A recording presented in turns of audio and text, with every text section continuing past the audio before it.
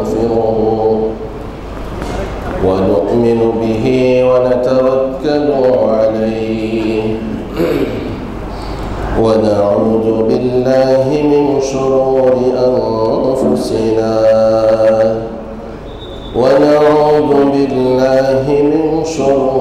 أنفسنا ومن سيئات أعمالنا من يهد الله فلا مضل له ومن يضلله فلا هادي له ونشهد أن لا إله إلا الله وحده لا شريك له ونشهد أن سيدنا ومولانا محمدا عبده ورسوله أما بعد فقد قال الله سبحانه وتعالى أعوذ بالله من الشيطان الرجيم بسم الله الرحمن الرحيم من يشفع شفاعة حسنة يكن له نصيب منها ومن يشفع شفاعة سيئة يكن له كفل منها وكان الله على كل شيء مقيتا إن الله وملائكته يصلون على النبي يا أيها الذين آمنوا صلوا عليه وسلموا تسليما اللهم صل على محمد وعلى آل محمد كما صليت على إبراهيم وعلى آل إبراهيم إنك حميد مجيد اللهم بارك على محمد وعلى آل محمد كما باركت على إبراهيم وعلى آل إبراهيم إنك حميد مجيد سبحانك لا علم لنا إلا ما علمتنا إنك أنت العليم الحكيم جزى الله عنا محمدا بما هو أهله رب اشرح لي صدري ويسر لي أمري واحلل عقدة من لساني يفقه قولي আলহামদুলিল্লাহ উপস্থিত সম্মানিত উলামায়ে কেরাম মুসল্লিয়ানে কেরাম সর্বস্তরের দ্বীনী ভাইয়েরা আল্লাহ তাআলার দরবারে কালিমাতুশ শুকর আদায় করছি যিনি আমাদেরকে মায়া করে মোহাব্বত করে ভালোবেসে তার ঘরের মসজিদে যথাসময়ে আসার জন্য সুযোগ করে দিয়েছেন সবাই বলি আলহামদুলিল্লাহ সাথে সাথে সালাত এবং সালামের হাদিয়া প্রেরণ করছি সৈয়দুল মুরসালিন রাহমাতুল লিল আলামিন শফিউল মুযনিবিন মুহাম্মদুর রাসূলুল্লাহ সাল্লাল্লাহু আলাইহি ওয়াসাল্লামের উপর এবং দোয়া করছি হে প্রভু আপনি আপনার হাবিবকে জান্নাতের সর্বোচ্চ মাকাম দান করুন সবাই বলি আমিন আলহামদুলিল্লাহ সম্মানিত মুসল্লিয়ানে কেরাম, আমরা গত জুমআয় আলোচনা করেছিলাম মসজিদ বিষয়ক কয়েকটি বিষয়কে সামনে রেখে। মসজিদ আল্লাহর ঘর, মসজিদের ইতিহাস, এই বিষয়ে আমরা বিশেষ করে মসজিদের কমিটি বিষয়ক কিছু কথা বলেছিলাম। আজকে আমরা আলোচনা করব মসজিদের কিছু আদাব এবং মসজিদের যারা খাদেম হবেন, মসজিদের যারা দায়িত্বশীল কমিটিতে আসবেন, তাদের কি কি দায়িত্ব হওয়া উচিত এবং মুসল্লিয়ানে কেরাম যারা সাধারণ মুসল্লি তাদের কি দায়িত্ব হবে, এই বিষয়ে আজকে আমাদের সংক্ষিপ্ত আলোচনা নির্দিষ্ট সময়ের মধ্যে আপনাদের সামনে তুলে ধরার চেষ্টা করব। ওয়ামা তাওফীকি ইল্লা বিল্লাহ আলাইহি তাওয়াক্কালতু ওয়া ইলাইহি উনীব। সম্মানিত ভাইরা, মসজিদুন, আমরা গত সপ্তাহে এই শব্দ দিয়েই শুরু করেছিলাম।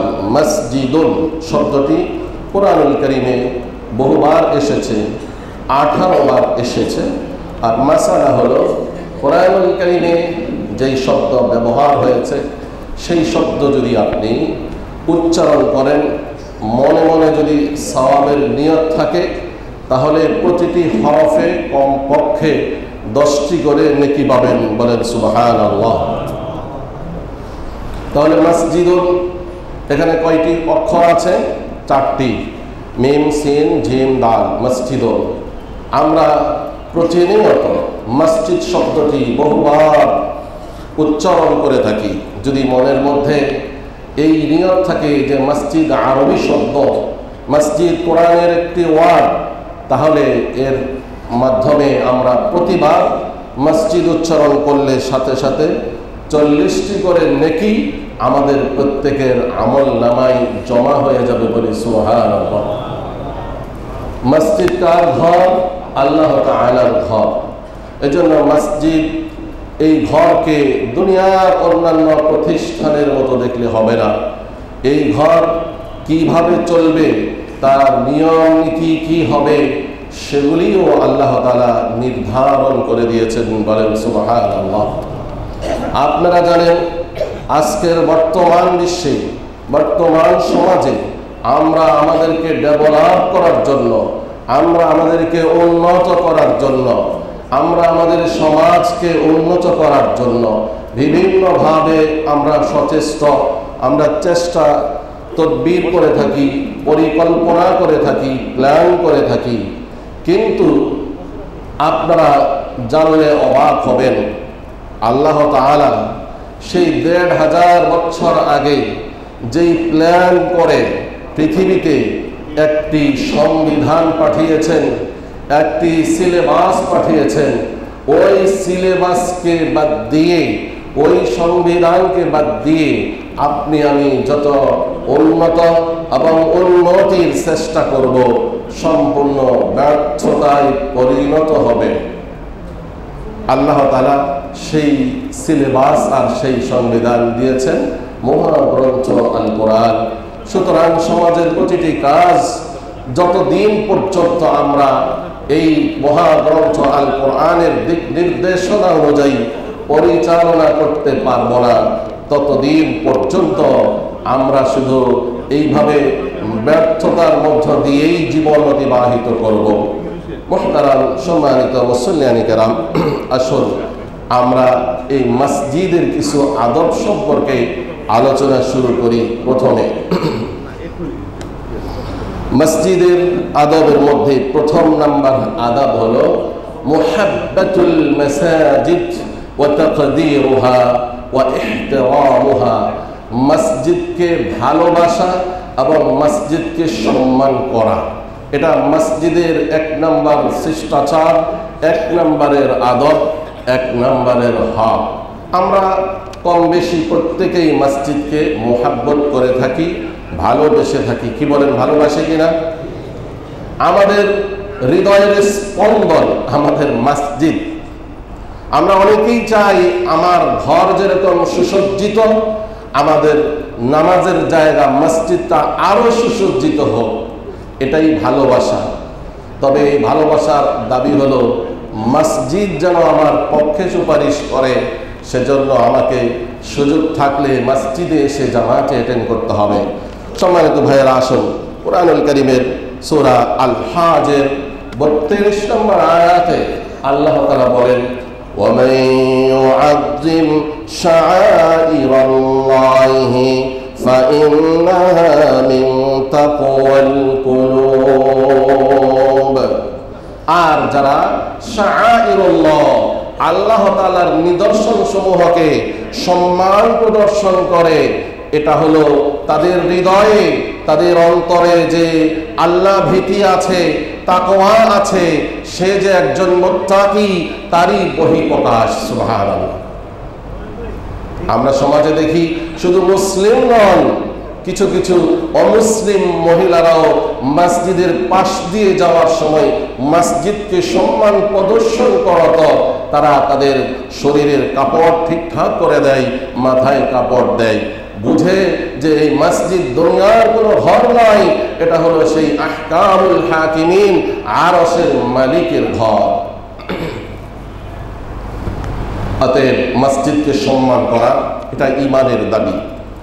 মসজিদকে সম্মান করব, মসজিদকে মোহাব্বত করব, ভালোবাসবো, আবার মসজিদের ইহতিরাম, সম্মান যেন অক্ষুণ্ণ থাকে, সেজন্য আমরা সচেষ্ট থাকব। মসজিদকে ভালোবাসার দাবি মসজিদে এসে সালাত আদায় করা, মসজিদের সুবিধা অসুবিধাগুলো দেখা।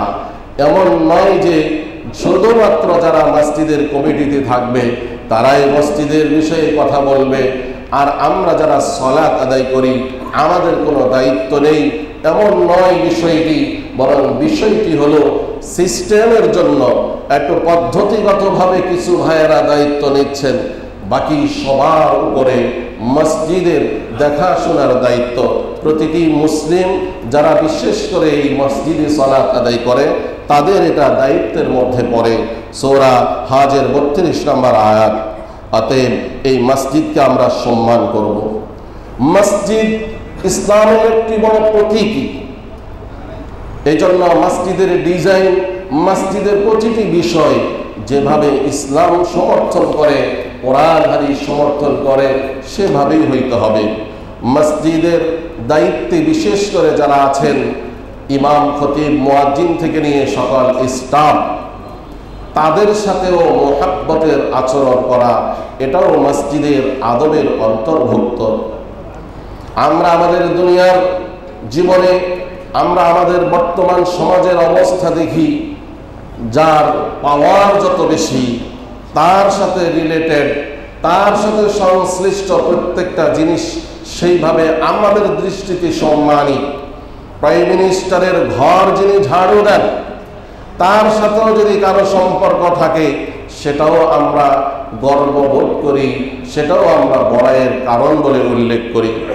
অতএব আহকামুল হাকিমিন, রব্বুল আলামিনের ঘর, রব্বুল আলামিন যেমন সম্মানী, তার ঘরও সেরকম সম্মানী। রব্বুল আলামিন যেমন দামি, তার ঘরও দামি। তাই তার ঘরের বিশেষ দায়িত্বে যারা আছেন, হোক একজন খাদেম, সেও সম্মানী, তার সাথেও মোহাব্বত আনা সম্পর্ক রাখতে হবে, তার সাথেও সম্মান প্রদর্শন করতে হবে। অন্যান্য অফিস স্টাফদের সাথে যেমন আচরণ হয়, মসজিদের স্টাফদের সাথে সেরকম আচরণ করলে তাহলে উভয়টা সমান হয়ে গেল। অথচ এই মসজিদের সাথে যে আচরণগুলো আমরা করব, এটাকে আমরা পরকালের, আখিরাতের নাজাতের, জান্নাতের জরিয়া হিসেবে মনে করি। সম্মানিত ভাইয়েরা, আসুন মসজিদের আরো একটি আদব হলো মসজিদকে সুন্দর রাখার জন্য চেষ্টা করা। কোন বলা থাকলে আপনার কাছে বলতে পারবে। আচ্ছা, পুলিশের 2 জন অফিসার আছে বড়, ওনারা 5 মিনিট কথা বলে 5 মিনিট এই টাইপের কিন্তু আপনি রাখেন, যাতে সময়টা নষ্ট না হয়। আপনি দেখুন, মসজিদ সুন্দর রাখার দায়িত্ব আমাদের সকলের। রাসূল সাল্লাল্লাহু আলাইহি ওয়াসাল্লাম বলেন, মান বানা লিল্লাহি মাসজিদান বানাল্লাহু লাহু বাইতান ফিল জান্নাহ, যিনি দুনিয়াতে মসজিদ নির্মাণ করবেন আল্লাহ তাআলা তার জন্য জান্নাতে ঘর নির্মাণ করবেন।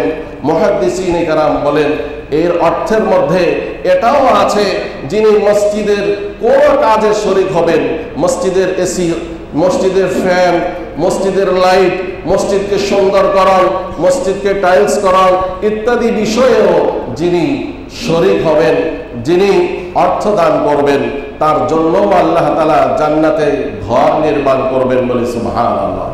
তাই এই মসজিদের রক্ষণাবেক্ষণ, সৌন্দর্য রাখা, মসজিদের পরিবেশকে ভালো রাখা এটা আমাদের প্রত্যেকের দায়িত্ব।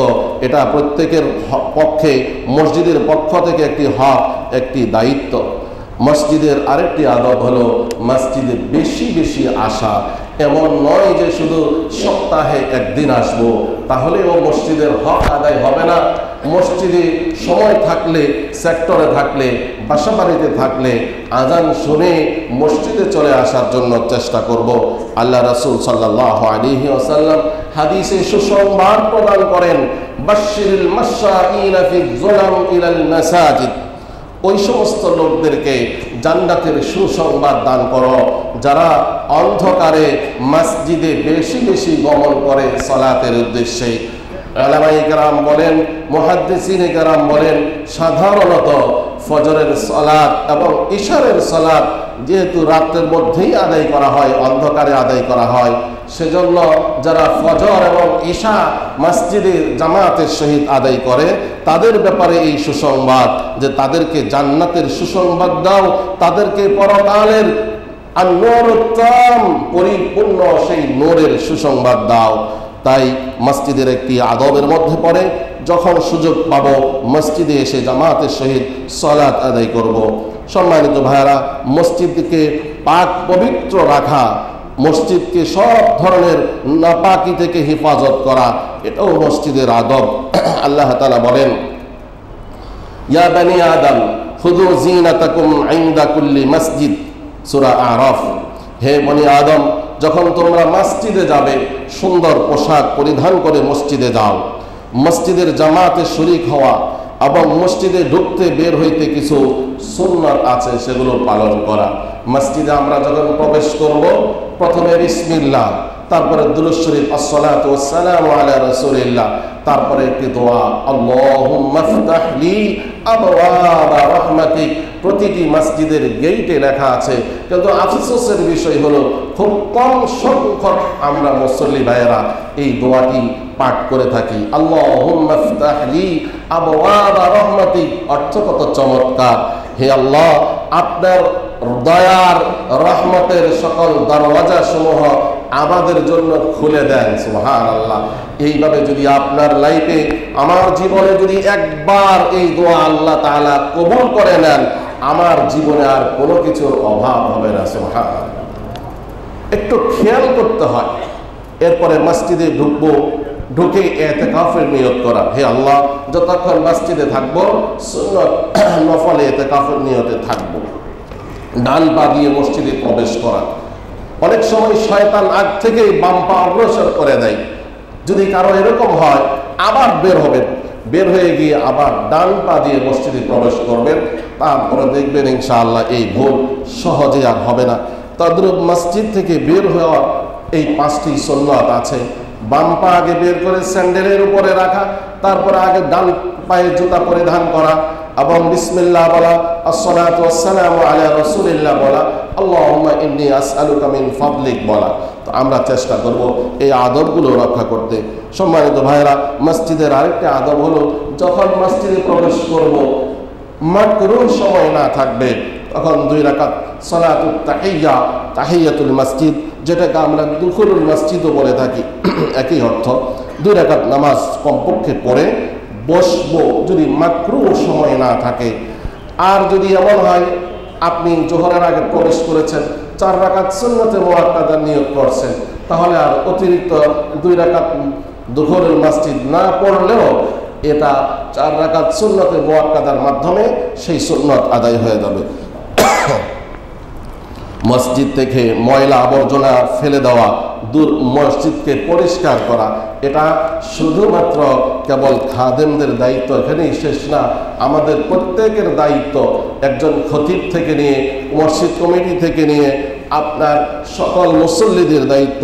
বুখারী শরীফের 5760 নম্বর হাদিস, নবী করিম সাল্লাল্লাহু আলাইহি ওয়াসাল্লাম নিজের হাতে মসজিদের সামনের সাইডে কোনো একজন ব্যক্তি নাকের ময়লা ফেলে রাখছেন, রাসূল সাল্লাল্লাহু আলাইহি ওয়াসাল্লাম নিজ হাতে পরিষ্কার করেন এবং পরিষ্কার করার পরে রাসূল রাগান্বিত হয়ে যান।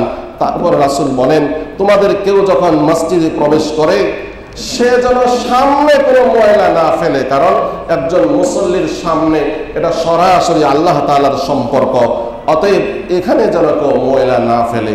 সকলের জন্য এই বিধান দিয়ে দিলেন।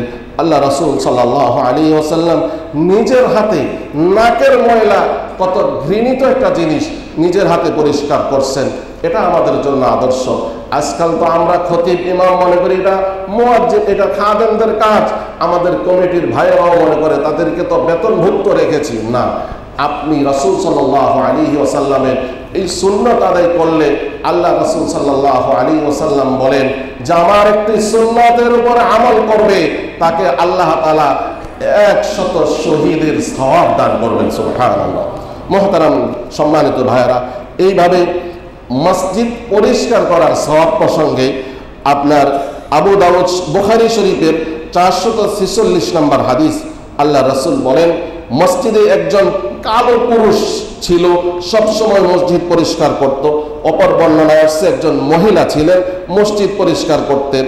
এক সময় রাসূল এসে তাকে না পেয়ে জিজ্ঞাসা করলেন, সেই লোকটি কই? সাহাবায়ে কেরাম বললেন, সে তো মারা গেছেন, তাকে অমুক জায়গায় দাফন করা হয়েছে। রাসূল বললেন, তোমরা আমাকে তার মৃত্যু সংবাদ দিলে না কেন? চলো তার কবর কোথায় আছে, আমি সেখানে গিয়ে তার জন্য দোয়া করি, জিয়ারত করি।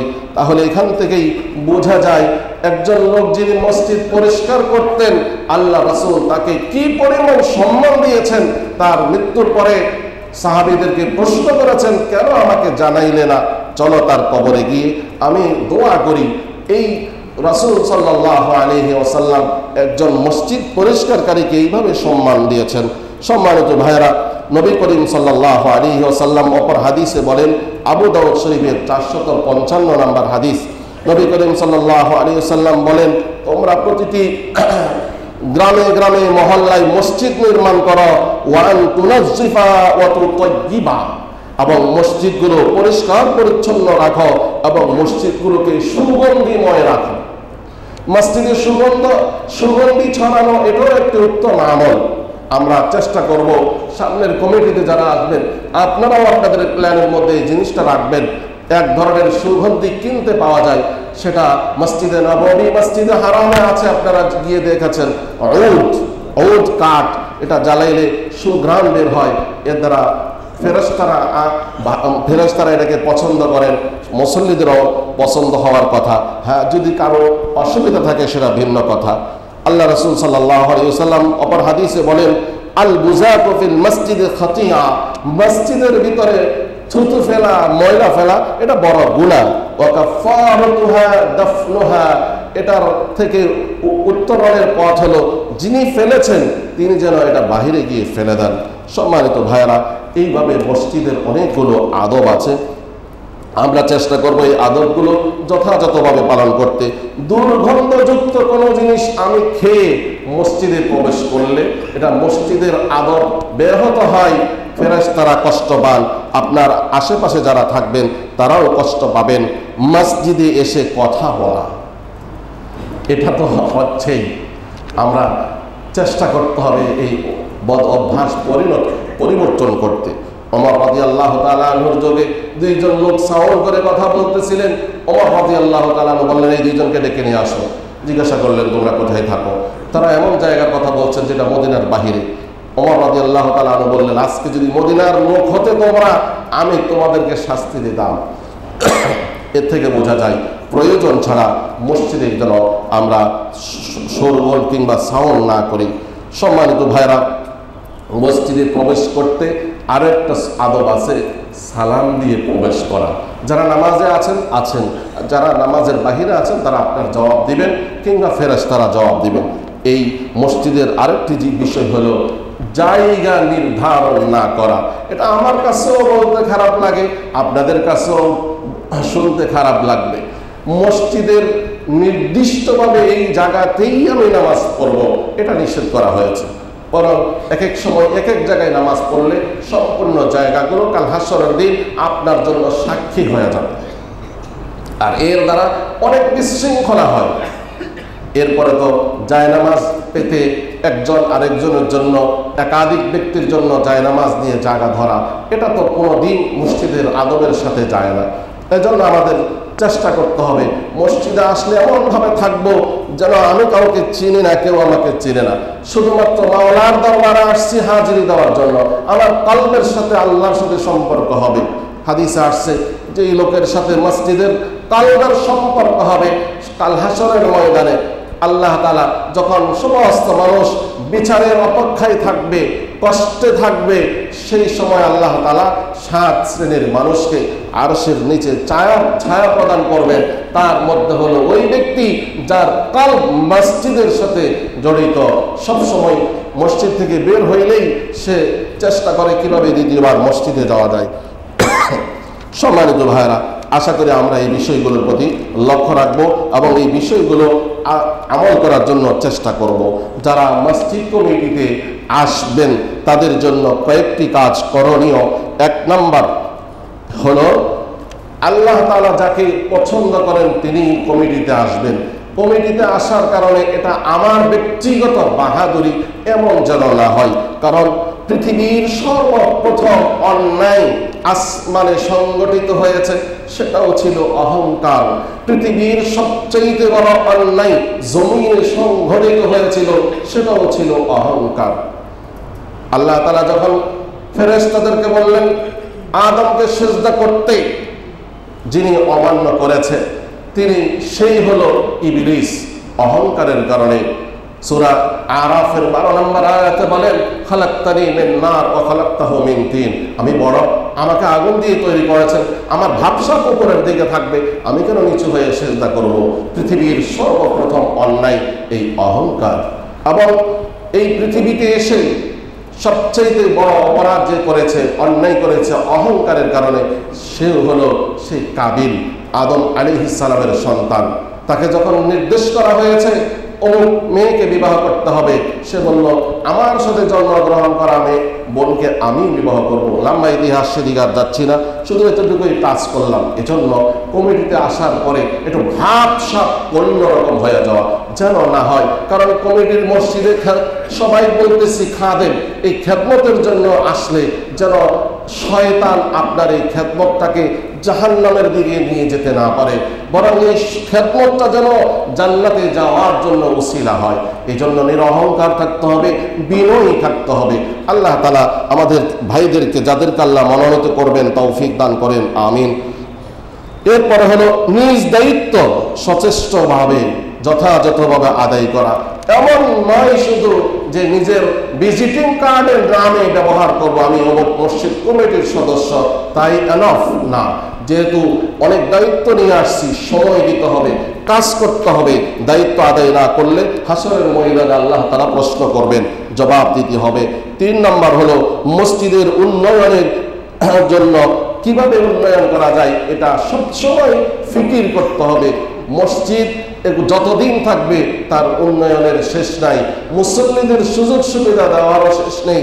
এজন্য সবসময় সচেষ্ট থাকতে হবে। 4 নম্বর কাজ হলো পরামর্শ ভিত্তিক কাজ করা। আজকের যেই কোনো সমাজে, যেই কোনো রাষ্ট্রে, যেই কোনো কোম্পানিতে পরামর্শ ইসলামের মূল বুনিয়াদ। এই পরামর্শ যেখানে আছে শান্তি শৃঙ্খলা সেখানে আছে, পরামর্শ যেখানে নাই অশান্তি বিশৃঙ্খলা সেখানে। অতএব কমিটির সদস্য হোক 22 জন কম বেশি, কিন্তু সবার সাথে পরামর্শ করতে হবে। এমন নয় যিনি সভাপতি একক ডিসিশনে একটা কাজ করে ফেললাম, সেক্রেটারি একক সিদ্ধান্তে কাজ করে ফেললাম, অন্য সদস্যরা মনক্ষুণ্ণ হবে। এজন্য রাসূলের সুন্নাত যারা যেখানেই পালন করে তারা সফল হয়ে যায়। অমুসলিমরা পর্যন্ত রাসূলের এই সুন্নতকে আমল করার কারণে তারাও সফল হয়ে যাচ্ছে। তাই আমাদের উচিত হবে যে কোনো বিষয়ে পরামর্শ করে কাজ করা। এই পরামর্শ কমিটির লোকদের সাথেও যেরকম হতে পারে, মসজিদের অন্যান্য মুসল্লিদের সাথেও হইতে পারে। যেমন 5 নম্বর পয়েন্ট আছে, কোনো মুসল্লি কিংবা কোনো উপদেষ্টা কর্তৃক কোনো কিছু পরামর্শ দিলে সেটাকে উপেক্ষা না করা, যে আপনারা তো টেনশন করতে হবে না, বরং